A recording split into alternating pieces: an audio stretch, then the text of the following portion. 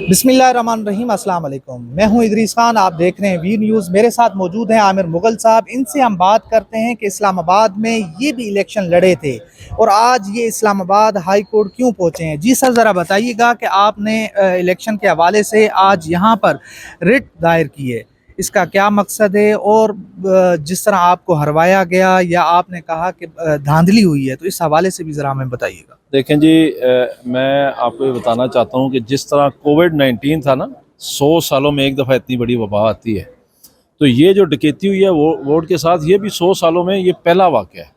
पिछले आप 100 साल में पूरी दुनिया में देख लें, ऐसे कभी भी नहीं हुआ कि इस तरीके से किसी इलेक्शन को लूटा गया हो, इस तरीके से किसी इलेक्शन पे डकैती मारी गई हो।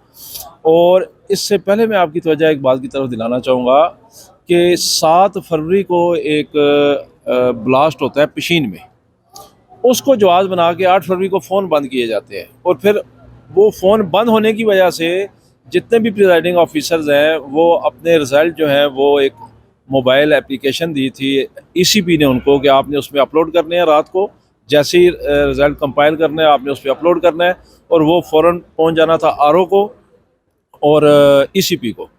तो वो मोबाइल फ़ोन बंद होने की वजह से और सिग्नल ना होने की वजह से वो उस पर अपलोड नहीं कर सके, और वो अपलोड ना होने की वजह से आज एक जो इतना बड़ा क्यास क्रिएट हुआ है। अगर वो फॉर्म अपलोड हो जाते तो एक वो भी एविडेंस होता हमारे पास कि एक मेरे पास भी ओरिजिनल है, और आप अपने प्रिजाइडिंग ऑफिसर के चेक करें कि उसने जो मोबाइल पे अपलोड किए हैं और ईसीपी को और आरओ को भेजे हैं वो भी वही हैं जो मेरे पास हैं। तो ये जब भी हम तहरीक इंसाफ पावर में आएगी, हुकूमत में आएगी, हम उस ब्लास्ट की इंक्वायरी करवाएंगे। ये जो 7 तारीख को ब्लास्ट हुआ है और जिसमें 28 कीमती जानें जो हैं वो ज़ाया हुई हैं, लोग शहीद हुए हैं, जिसको जवाज़ बना के 8 तारीख को फ़ोन बंद किए गए हैं। ये पाकिस्तान की तारीख में पहला वाक़या है कि किसी एक ब्लास्ट की वजह से कराची से खैबर तक सारे फ़ोन बंद कर दिए गए हों। तो ये मुनज़्ज़म डकैती हुई है, इसको धांधली नहीं हम कहते, ये एक मुनज़्ज़म डकैती हुई है। हम 12 पहले भी हाई कोर्ट में आ चुके हैं, आज हम दोबारा इसलिए आए हैं कि हमने ट्राइब्यूनल में जाना है, और मैं भी हूँ, शेब शाहीन साहब भी हैं और अली बुखारी भी, और हमें जो ये इनके जाली फॉर्म 45 है इलेक्शन कमीशन ने तैयार किए हैं 2 नंबर, हमें वो भी नहीं दिए जा रहे अभी तक, ताकि हम ट्राइब्यूनल में पिटीशन कर सकें। तो क्या वजह है, आपको क्यों नहीं दिए जा रहे? ये तो उनको पता होगा वो क्यों नहीं दे रहे, देने तो उनको पड़ेंगे, और उसके बगैर हम ट्राइब्यूनल में रिट कैसे कर सकते हैं। इन्होंने अपनी वेबसाइट पे लोड किया है, अपलोड किया है, तो उसमें से तो उसकी कॉपी हम ले सकते हैं, लेकिन उसमें तो ओरिजिनल देने पड़ेंगे जो इन्होंने जाली छापे हैं। तो उसके लिए हम हाई कोर्ट आए हैं। अच्छा, इलेक्शन कमीशन से आपने रुजू किया, उन्होंने क्या जवाब दिया इस हवाले से? कोई जवाब नहीं दिया। मैंने 21 तारीख को आरओ को एप्लीकेशन दी थी, 21 फरवरी को, और 22 फरवरी को मैंने एप्लीकेशन दी थी ईसीपी में कि हमें आप इसकी मुसद्दका नकूल दें, तो वो उन्होंने अभी तक नहीं दी। तो अब हम हाई कोर्ट में आए हैं। कल हमारी जो है ये पिटीशन लगी है चीफ जस्टिस के पास, तो हमें उम्मीद है कि हमें कम से कम वो बेशक जाली और 2 नंबर फॉर्म है वो हमें दें तो सही, ताकि हम जाके उस पर ट्राइब्यूनल पे पिटीशन फाइल कर सकें। अच्छा, दूसरा आमिर मुगल साहब ये बताइएगा कि इस वक्त पाकिस्तान तहरीक इंसाफ में फैसले कौन कर रहा है? क्या से इमरान खान साहब जेल में हैं, आपकी लीडरशिप जेल में है, तो हम यहाँ पर देख रहे हैं कि वकला आपस में आमने सामने हैं, सियासतदान आमने सामने हैं, और अली मोहम्मद खान साहब ने एक बयान दिया कि अब जो वकला हैं वो अपनी कानूनी जो मामलात हैं उनको चलाएं, वो सियासत में मुदाखलत ना करें। तो आप ये बताएं कि इस वक्त जो तहरीक इंसाफ में मामलात कौन चला रहा है? देखें जी, मामलात तो ज़ाहिर है कोर कमेटी के ज़रिए ही फ़ाइनल होते हैं, और फिर बाद में उनकी तौसीक जो है वो बानी चेयरमैन से करवा ली जाती है। ज़ाहिर है जब चेयरमैन साहब जेल में हैं थोड़े बहुत डिफरेंसेस हो जाते हैं, लेकिन कोई इतना बड़ा इशू नहीं है मेरे ख्याल में। हम बड़े अच्छे तरीके से अपने मकसद की तरफ आगे बढ़ रहे हैं।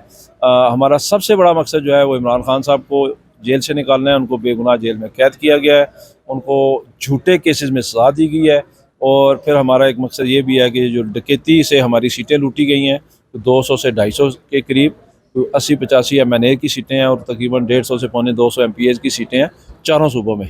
तो ये भी हमने इंशाल्लाह जो इन्होंने हमसे सीटें लूटी हैं ये भी वापस लेनी है, और असल जो सबसे बड़ा मकसद है वो इमरान खान को जेल से निकाल कर दोबारा वज़ीर-ए-आज़म बनाना है। तो ये तहरीक असल जो हमारी तहरीक है ये इंशाल्लाह जारी रहेगी। हमने आज एप्लीकेशन डीसी को दिया है जलसे के लिए इस्लामाबाद में। मेरी तरफ से ये एप्लीकेशन गई है, वो 23 मार्च को या 30 मार्च को हमने दोनों दिन मांग लिए हैं कि हमें किसी भी दिन 23 मार्च को दें, हम तब भी जलसा करवाएंगे, और 30 मार्च को दें, हम तब भी जलसा करवाएं। अच्छा, तो क्या आपको लगता है कि ये हुकूमत आपके साथ जो है चल सकेगी, आपको इजाज़त दे देगी? जो हम पिछला अगर रिकॉर्ड हम देखें। देखें जी, हमें तो इनसे कोई ख़ास उम्मीद नहीं है। ये असल में नाजायज़ हुकूमत है। ये वज़ीर-ए-आज़म नाजायज़ है, ये हुकूमत नाजायज़ है, इसके सारे फॉर्म 47 पे जीते हुए MNA सारे नाजायज़ हैं, सिवाय 17-18 सीटों के जो ये ओरिजिनल जीती है नून लीग। हमें तो इनसे उम्मीद कोई नहीं है, और हमारी और इनकी सियासी लड़ाई है, और ये अपने मंतकी अंजाम को पहुँचेगी, और इंशाल्लाह हम अपना डकैती से लूटा हुआ मैंडेट इनसे वापस लेंगे। अच्छा, तो आप ये बताएं कि आपकी अब मुफाहमत होगी या मुज़ाहमत होगी? तहरीक इंसाफ की अब जो सियासत है, ज़ाहिर है आप इमरान खान साहब के करीबी साथी हैं, इमरान खान साहब आपके ऊपर बहुत ज़्यादा एतमाद भी करते हैं, और उसके साथ साथ आप इस्लामाबाद में भी जो है लोगों को निकालते हैं, हमने हर जगह देखा है। तो आपको क्या लगता है कि अब तहरीक इंसाफ किस तरफ जा रही है? देखें, तहरीक इंसाफ तो मफाहमत चाहती है, लेकिन मफाहमत इस कीमत पे नहीं चाहती कि हम इस जाली हुकूमत को मान लें, इस नाजायज़ हुकूमत को मान लें। तहरीक इंसाफ इस कीमत पे नहीं मफाहमत चाहती। तहरीक इंसाफ तो सिंपल मफाहमत ये चाहती है कि हमारा लूटा हुआ मैंडेट हमें वापस करें, और तहरीक इंसाफ को जो अवाम ने मैंडेट दिया उसको तस्लीम करें, हमारे लीडर पे जो नाजायज़ और झूठे मुकदमात हैं वो ख़त्म करें। तो तहरीक इंसाफ की मुफाहमत है। अगर कोई हमें बंदूक की नोक पे, हमें कोई ताकत से, हमें कोई रियासती कुव्वत से कुचलना चाहता है, तो हम उसको ये पैगाम देना चाहते हैं कि रियासत असल में अवाम होती है, आप 25 करोड़ अवाम को नहीं कुचल सकते। बहुत बहुत शुक्रिया आमिर मुगल साहब, आपने इस्लामाबाद हाई कोर्ट से हमें जो है सूरत हाल बताई और तहरीक इंसाफ का अगला लाहे अमल भी हमारे साथ शेयर किया। तो इंशाल्लाह मिलते हैं अगली वीडियो में, तब तक के लिए अल्लाह हाफ़िज़।